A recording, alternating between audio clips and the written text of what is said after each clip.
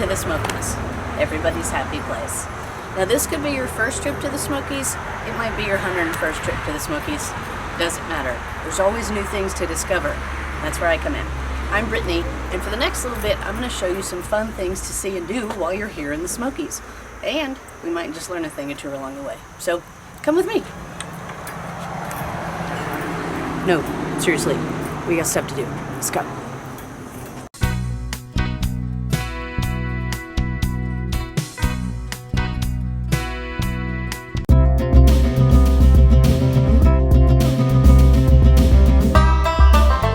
Most of the land that makes up the national park was privately owned, primarily by logging and pulpwood companies.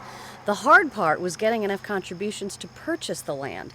The money was finally raised, and in 1934, after 10 years of fundraising, over 515,000 acres officially became the Great Smoky Mountains National Park and was dedicated by Franklin D. Roosevelt.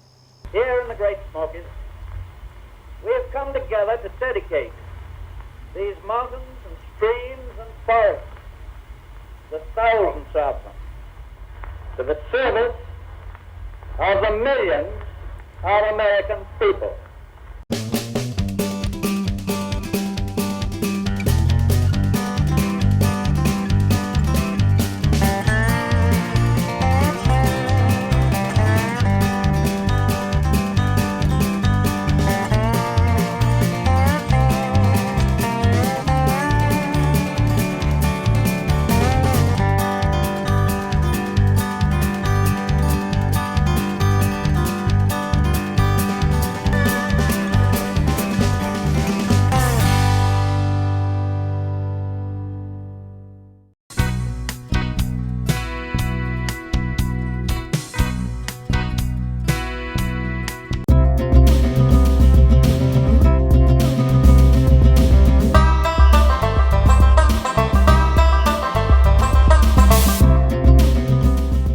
We know humans lived here 11,000 years ago, possibly longer.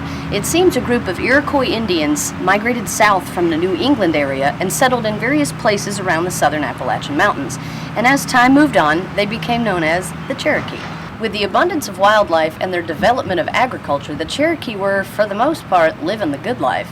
Then around 1540, the Europeans showed up. Well, there goes the neighborhood. By the late 18th century, European settlers began to show up here in large numbers.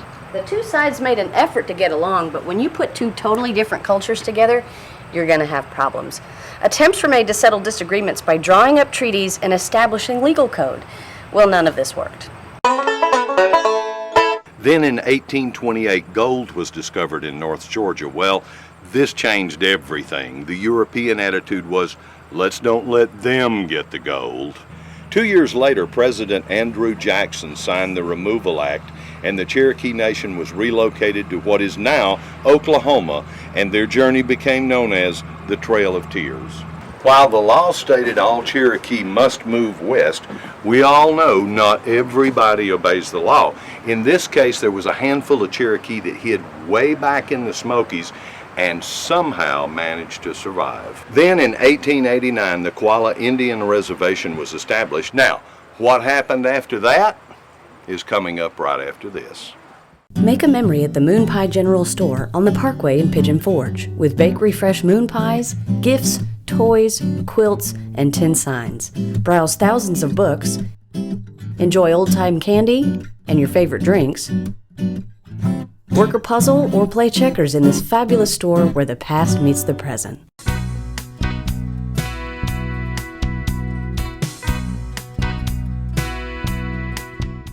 From the late 1700s and on into the 1800s, quite a few pioneers had moved into the Smokies. Because they had to have houses, furniture, fences, barns, and fuel, logging played an important role. If they were going to have anything at all outside of a garden, it had to come from a tree. By the mid-1800s, folks started logging for a profit, but it didn't really grow into a big business because getting the timber out of these mountains was quite a chore. I mean, honey, one mule can only drag so many logs. By the turn of the century, this logs for money idea began to change. The demand for lumber in the East was growing, and someone was smart enough to say, hey, let's run a railroad back into these mountains. That, of course, made getting a large number of logs out of the mountains much easier. While the Smoky Mountains were a gold mine for timber, it didn't take long for the logging companies to strip these mountains bare. The only sections of forest that were overlooked were the ones that were just too hard to get to. We now call these old-growth forests. So, the Smokies are bare, there's no work here, people are leaving to find employment elsewhere, and this breathtakingly beautiful portion of the eastern United States lies in limbo. Then, in 1904, a librarian named Horace Kephart from St. Louis came to the Smokies and was so moved by the fact that all the timber was being stripped from these mountains, he decided to make a difference. He started promoting the idea of the Smokies becoming a national park. In the 1920s, some prominent people in Knoxville picked up on the idea and began raising money to purchase the land. Donations came in from everywhere, including a hefty $5 million from John D. Rockefeller. The money was finally raised to purchase the 515,000 acres that make up the park, and in 1934, President Franklin Delano Roosevelt, in a dedication, announced that this area is now the Great Smoky Mountains National Park. And now that we've learned our history lesson, let's go have some fun. If you're planning a trip to Gatlinburg, Tennessee, let me suggest this. There's a place here called Sidney James Mountain Lodge. It's a place where you can hang your hat, kick back, relax, and let go. Go swimming, outside or inside. Get pampered in a jacuzzi room. Enjoy breakfast or lunch at the poolside cafe. Having a meeting? Yep, there's a place for that too. Sidney James Mountain Lodge, Gatlinburg.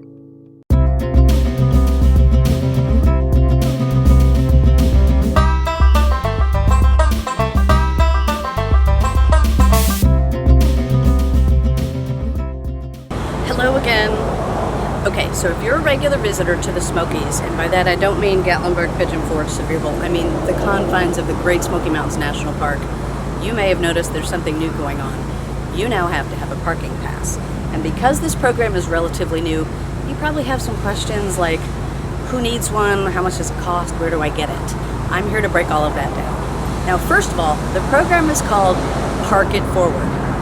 Get it? It's like this national park.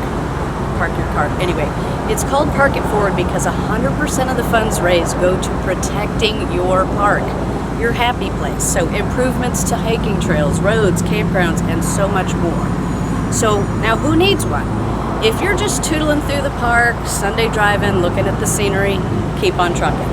If you're going to be out of your parked vehicle for less than 15 minutes, you don't need a parking pass. So if you stop and your family wants to get that iconic sign shot with everybody in the family, keep on trucking. So if you're going to be out of your parked vehicle for longer than 15 minutes, say you want to hike to Laurel Falls or you're going to take a picnic to Metcalf Bottoms picnic area, you need a parking pass. So how much are they? That's the best part about all of this because they're very reasonably priced. A one-day pass is just $5. $5, easy. I could probably find that scrounging in the floorboard of my car. If you're going to be here a little longer than that, say a week, and you know that you're really going to make use of that space, you and your family are going to go offline and decompress and bond as a family, the weekly pass is only $15. And if you're one of the lucky few, one of those frequent flyers to the Great Smoky Mountains National Park, you come here every few months, the annual pass is the best way to go. It's only $40. So basically your 9th trip into the park, it's paid for itself. So where do you get it? That brings us to this beautiful place. This is the Great Smokies Welcome Center run by Smokies Life, and they've been supporting the park since 1953. This is one of the places you can get a parking tag, and inside they have a big beautiful map of the Smokies where I can show you the other places to get your tag. So come with me.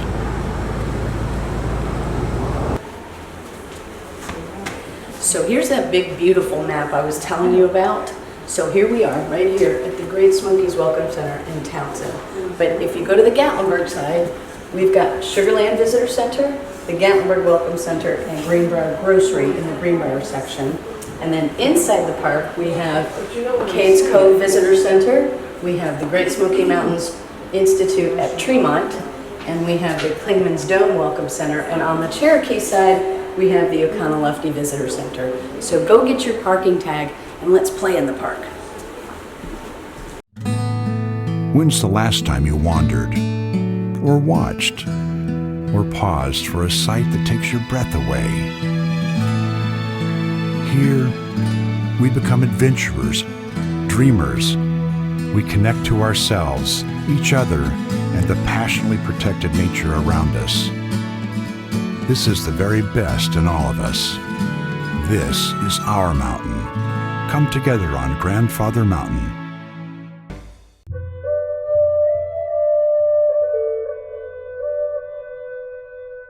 One of the most popular places to visit while you're in the Smokies is Cades Cove.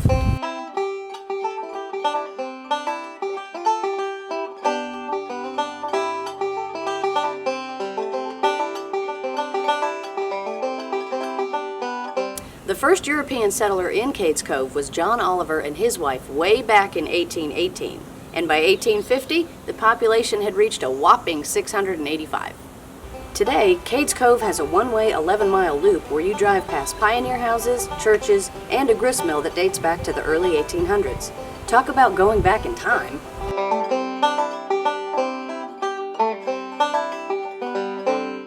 The best time to see wildlife here is early morning and late evening. Not to mention, that's when it's the least crowded. On the south side of the Smokies, in Cherokee, North Carolina, is where you'll see the elk that were reintroduced back into the park. But wait, there's more. If you're into hiking, there's a number of hiking trails that originate inside the cove. You can go camping, you can rent a bike at the Cades Cove campground store, and if you really want to get off the beaten path, you can go horseback riding. So be sure and put Cades Cove on your bucket list. On Highway 66 between Interstate 40 and Sevierville is a place called Flea Trader's Paradise.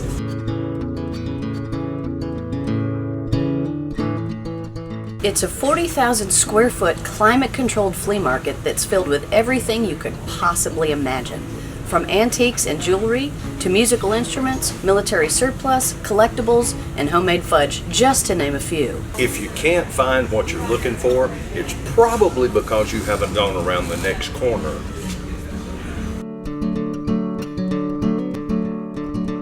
There's a great restaurant here and plenty of free parking. Also, the inventory changes daily, and for all you animal lovers, it's pet friendly.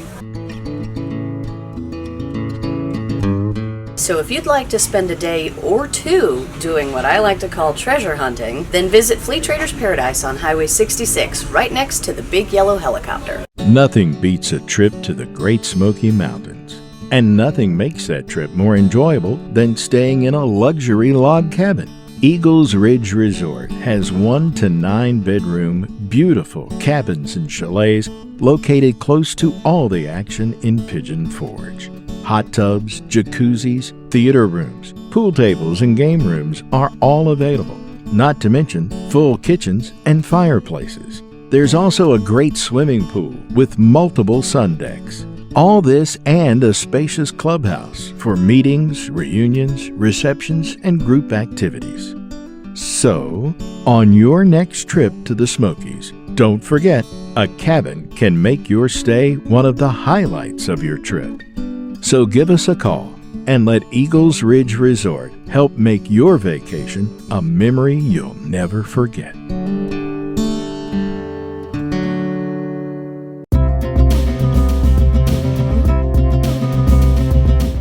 There's one thing everybody wants to see while they're in the park, a black bear.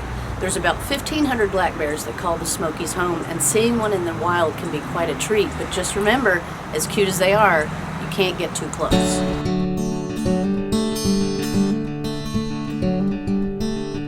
What you need to do when you encounter a bear is increase the distance between you and the bear. Back away slowly. That's going to make the bear feel a little more comfortable. Now, if a bear were to show signs of aggression like a strong stare, popping his teeth, or swatting at the ground, then you need to show him you're in charge by standing your ground and making a lot of noise. In most cases, if you increase the distance between you and the bear, he'll probably say, "Okay, now we're good." Now, we've all heard the expression, "do not feed the bears," and it simply couldn't be said any better than that. Do not feed the bears. If you do, the bears start to lose their fear of humans, and they associate humans with the reward of food, and that usually results in the death of the bear, and nobody wants that. So once again, do not feed the bears. Watching you. I'm not kidding. Not kidding.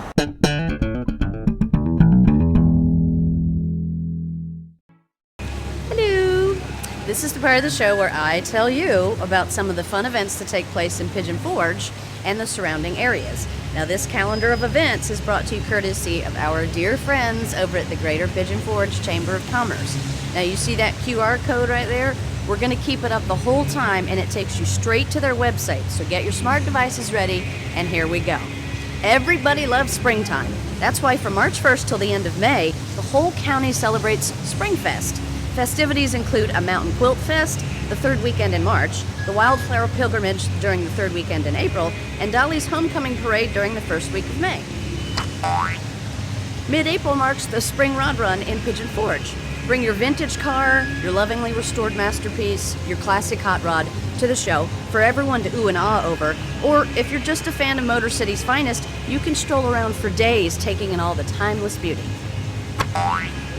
Celebrate freedom in the Smokies with the nation's first Fourth Parade in Gatlinburg at 1 minute past midnight on July 4th, and then spend the day at Patriot Park in Pigeon Forge for a day of live music and fun activities.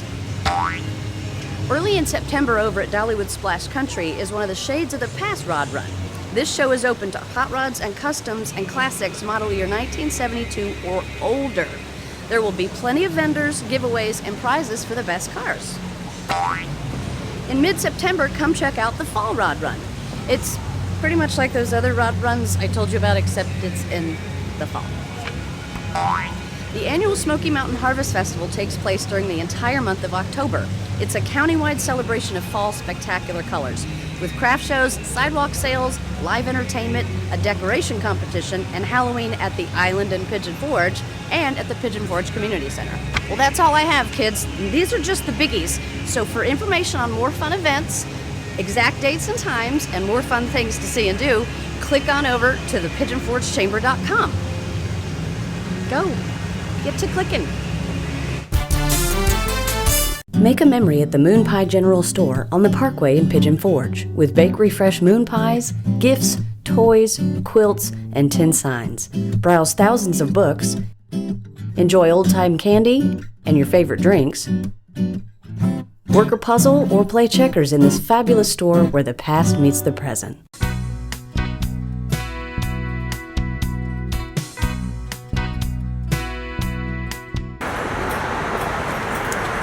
Well, that's our show. Thanks for watching. Now, before it starts all over again, I present to you everyone's favorite, the bloopers.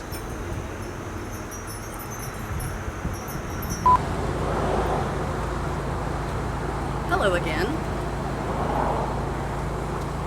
Hello. The one thing that everybody wants to see when they're in a park, and seeing one in the wild can be quite a treat. Just remember, as cute as they are, the one thing everyone wants to see, okay, I can do this. You can do this, Redhead. You got this. There's about 1,500 black bear that make that.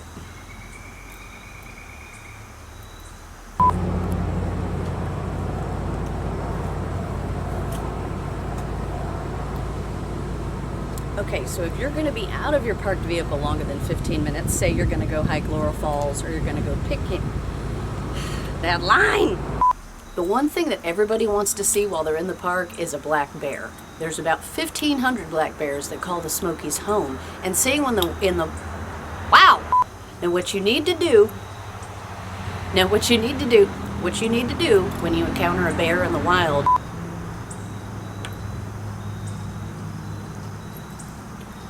what you need to do if you encounter a bear, and that brings us to this beautiful place. This is the Great Smokies Welcome Center in Townsend, and it's run by Smokies Life.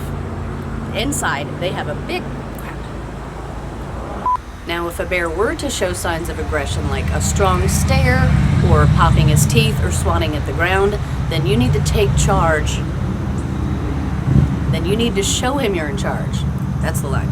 Then you need to show him you're in charge by standing your ground and making a lot of noise. And chances are, Now, if he were to show signs of aggression, things like a strong stare, popping his teeth, swatting at the ground, then you need to show him you're in charge by standing your ground and making a lot of noise, like that. Hear it? If you do, they start to lose their fear of humans and associate humans